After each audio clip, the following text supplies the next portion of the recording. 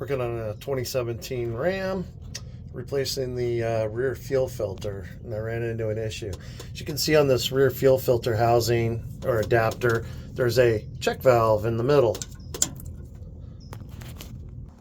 After replacing the fuel filter, the engine mounted one and the rear mounted one, this one, I noticed the truck wouldn't start, wouldn't prime up. And I changed one filter at a time like you're supposed to.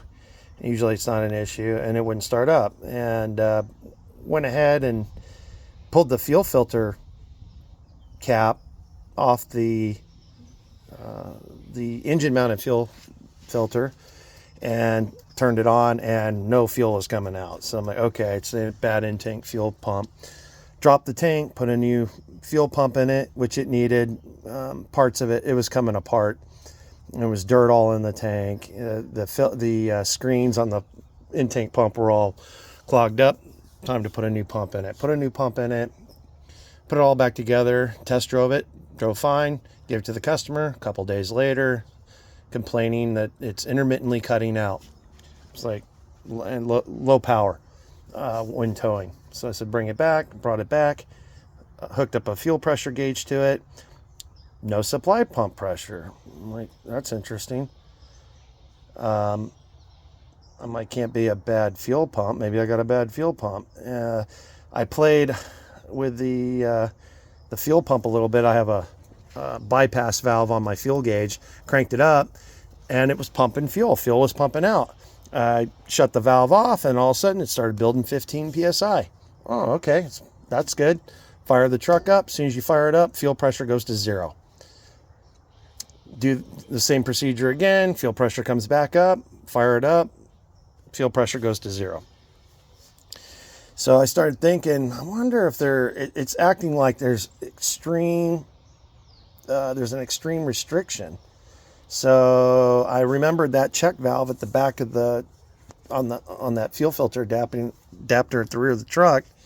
So I pulled I backed off this filter just a little bit. I just backed it off a little bit to confirm.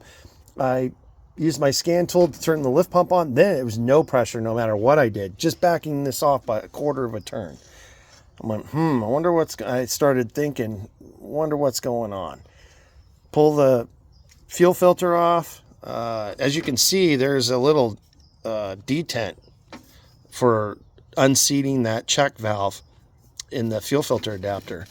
And when I compared it, I have another new fuel filter. When I compared it, you can see that this is further up. This one's recessed too far down. So that was the issue. It's basically, this was just barely kissing that check valve enough to unseat it to allow some fuel through, but it was so much of a restriction. It was causing excessive restriction and causing it to a fuel starvation issue. So I've done a lot of these filters, but this is the first time I've seen this before. Luckily, I kind of caught it because something wasn't right.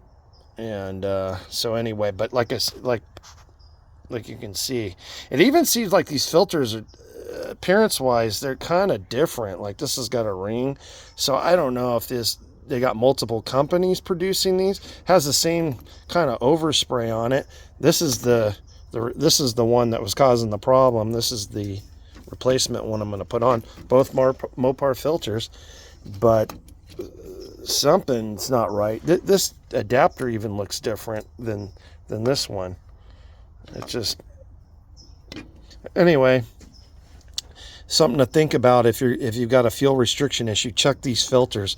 You might want to buy a couple of them, and when you're changing fuel filters, verify that you don't have this detent isn't excessively recessed while you're doing a fuel filter change. Something to think about.